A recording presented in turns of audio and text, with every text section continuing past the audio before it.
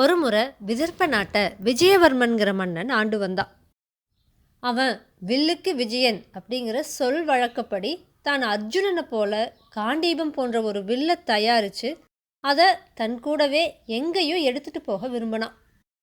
அதனால் அவன் மந்திரியை கூப்பிட்டு, அமைச்சரே, உலகில் யாரிடமும் இல்லாததுமாகவும் காண்டீபத்திற்கு இணையானதுமான பெரிய கனமான ஒரு வில்லை செய்ய ஏற்பாடு செய்யுங்கள். யார் அதை பார்த்தாலும் அது அர்ஜுனனின் காண்டீபமோ அல்லது ஸ்ரீராமரின் கோதண்டமோ என வியந்து கூறும்படி இருக்க வேண்டும் அப்படின்னு சொன்னான். மன்னன் சொன்னது மாதிரியே மந்திரி ஒரு வில்லை செய்யறதுக்கு தக்க ஆட்களை தேர்ந்தெடுத்தார். அவங்களும் தனுர் சாஸ்திர அமைப்புப்படி ஒரு பெரிய வில்லை தயாரித்து கொடுத்துட்டாங்க. அந்த வில்லை பார்த்தவங்களெல்லாம் அது அர்ஜுனனுடைய காண்டீபம் போல உள்ளது அப்படின்னும், அந்த மாதிரியான வில் உலகத்தில் வேறு யாருக்கிட்டவுமே இல்லை அப்படின்னும் புகழ்ந்து சொன்னாங்க. விஜயவர்மனும் அந்த வில்லை பார்த்து அப்படியே பூரிச்சு போனான். அந்த வில் தன்கிட்ட இருக்கிறது பெருமைக்குரியதுன்னு, அது தனக்கு அதிர்ஷ்டத்தையும் வெற்றிகளையும் கொடுக்க போகுதுன்னு நினச்சி ரொம்ப மகிழ்ந்து போனான். ஒரு நல்ல நாளில் விஜயவர்மன் அந்த வில்லில் நாணேத்தினான். அங்கே அந்த சமயத்தில் கூடியிருந்த எல்லாரும் அவன் அர்ஜுனன் மாதிரி சிறந்த வில்லாளின்னு பெயர் பெற்று புகழோடு விளங்கணும் அப்படின்னு வாழ்த்துனாங்க. அவனும் அந்த வில்லை எடுத்துக்கிட்டு ஒரு நாள் வேட்டையாடுறதுக்காக காட்டுக்கு போனான்.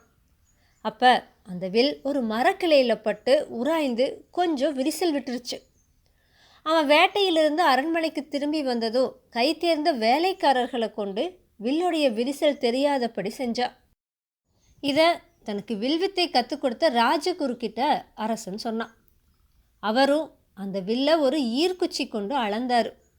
அதுக்கப்புறமா ஒரு சக்கரம் வரைஞ்சு அதில் ஒரு தாமரை பூவுடைய வடிவத்தையும் கீறி அந்த ஈர்க்குச்சியை சிறு சிறு துண்டுகளாக ஒடிச்சு அந்த தாமரை பூவுடைய இதழ்களில் வச்சு கொஞ்ச நேரம் கண்ணை மூடிட்டு யோசிச்சார்.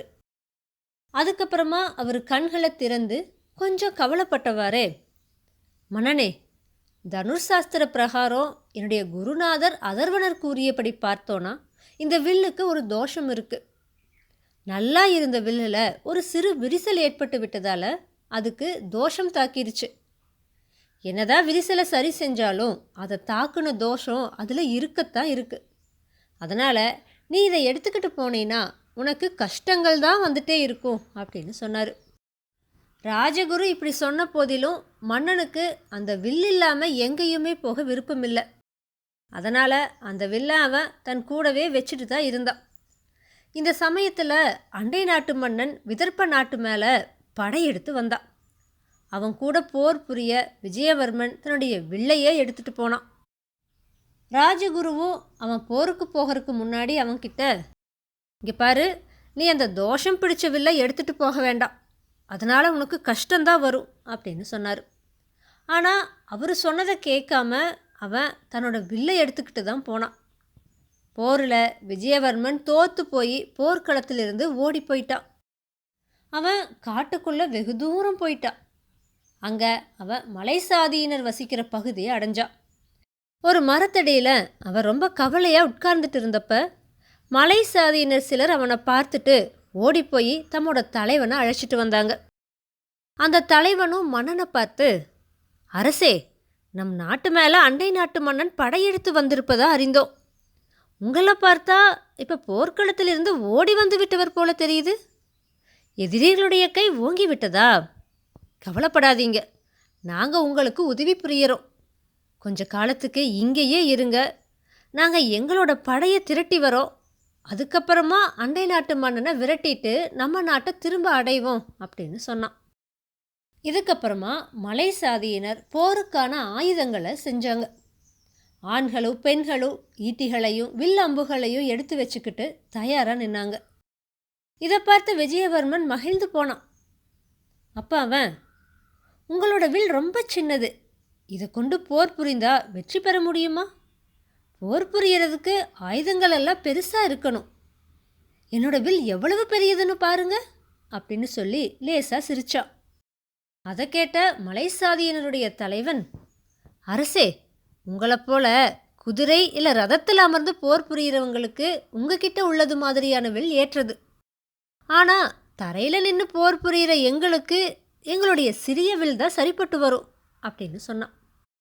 அப்போ விஜயவர்மனுக்கு ராஜகுரு அந்த பெரிய வில்லில் தோஷம் இருப்பதா சொன்னது நினைவுக்கு வந்துச்சு. இப்படியே ஒரு வாரம் கழிஞ்சுது. அண்டை நாட்டு மன்னன் மலை காட்டுக்குள்ள தன்னுடைய படைகளோடு வந்து மலை சாதியினரை தாக்க தொடங்கினான். அந்த பெரும் படையை மலை சாதியினருடைய சிறிய படையால் எதிர்க்க முடியாதே அப்படின்னு நினச்சி விஜயவர்மன் தன்னோட வில்லோடு அங்கிருந்து ஓடிப்போனான். காட்டில் வெகு தூரம் போனதுக்கப்புறமா மலை சரிவில் ஒரு கிராமத்து எல்லையில் ஒரு பாழடைந்த கோவிலை பார்த்துட்டு அவன் அதில் தங்கி இளைப்பாருனான். அப்போ அவனுக்கு நல்ல பசி. அதனால் அங்கே பறக்கிற புறாக்களில் ஒன்றை பிடிக்கிறதுக்காக தன்னோட மேல் துண்டை வீசி எறிஞ்சான். ஆனால் புறாக்கள் அந்த துண்டை பற்றி கொண்டு பறந்து போயிடுச்சு. அப்போ அவன் தன்னோட மனசில், ஒருவேளை ராஜகுரு சொன்னது சரிதானோ, இந்த வில்லில் தோஷம் இருக்கோ, அதனால தான் நாட்டை விட்டு ஓடி போரில் வெற்றி பெற முடியாமல் அலையிறனோ, இப்போ என்னோட மேல் துண்டு கூட போயிடுச்சே அப்படின்னு நினச்சி இதெல்லாம் தன் வில்லுடைய தோஷத்தால் தான் நடக்குது அப்படின்னு நினச்சி ஆத்திரம் கொண்டு ஒரு அம்பை வில்லில் வச்சு எதிரில் இருந்த ஒரு பெரிய பாறை மேலே எய்து விட்டு தன்னுடைய வில்லை துண்டு துண்டாக ஒடிச்சு போட்டான். அதுக்கப்புறமா தான் அவன் தன்னுடைய அம்பால் அடித்த பாறையை பார்த்தான். அந்த பாறை பொடி பொடியாகி கிடந்துச்சு. அதுக்கு கீழே ஏற்பட்ட பள்ளத்தில் அவன் ஒரு நில மாளிகையை பார்த்தான். அதை பார்த்து அவன் அதுக்குள்ளே போனான். அதில் 4 பெட்டிகள் இருக்கிறத பார்த்து அவன் அதை திறந்து பார்த்தான். அதில் பொன்னும் நவரத்தினங்களும் நிறைஞ்சிருந்துச்சு. அதை பார்த்து அவனோட மகிழ்ச்சிக்கு எல்லையே இல்லாமல் போயிடுச்சு. இதுக்குள்ள மலை சாதியினருடைய தலைவன் விஜயவர்மனை தேடிக்கிட்டு அந்த பாழடைஞ்ச கோவிலுக்கு வந்தான். அவன் விஜயவர்மனை பார்த்ததும், அரசே, எங்களுடைய காட்டுப்போர் முறையால் அண்டை நாட்டு மன்னனுடைய படைகளை தோற்கடிச்சு அந்த மன்னனையும் சிறைப்பிடிச்சிட்டோம் அப்படின்னு சொன்னான். விஜயவர்மனும் அவனை பாராட்டி அங்கிருந்த 4 பெட்டிகளையும் அவனுடைய ஆட்களை தூக்கி வர சொன்னான். எல்லாரும் தலைநகரத்தை அடைஞ்சாங்க.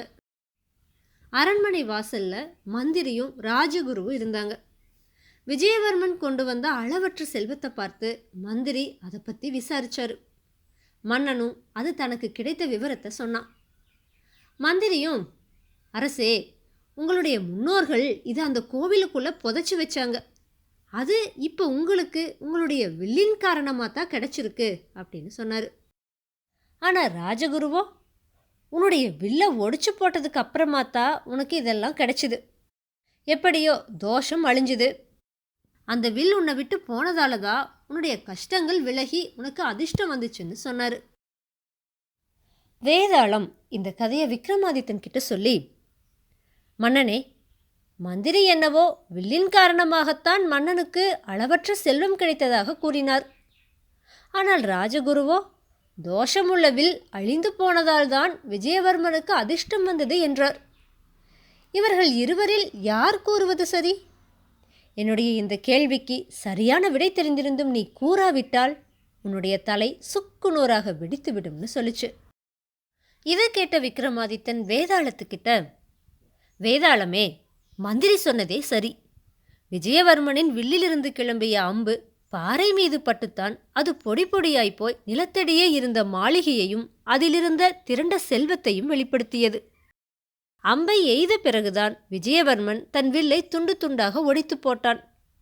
வில்லிலிருந்து கிளம்பிய அம்பால் விஜயவர்மன் பெரும் செல்வத்தை அடைந்ததால் மந்திரி கூறியதே சரி என்று கூறினான். விக்ரமாதித்தனோட இந்த சரியான பதிலால அவனோட மௌனம் கலைஞ்சுது. அவன் சுமந்து வந்த வேதாளம் உயர கிளம்பி போய் மறுபடியும் முருங்கை மரத்தில் ஏறிடுச்சு. தன்னோட முயற்சியில் சற்று மனம் தளராத விக்ரமாதித்தன் மறுபடியும் முருங்கை மரத்தில் ஏறி அதில் தொங்கிட்டு இருந்த வேதாளத்தை பிடிச்சு கீழே இறக்கி மீண்டும் நடக்க துவங்கினான்.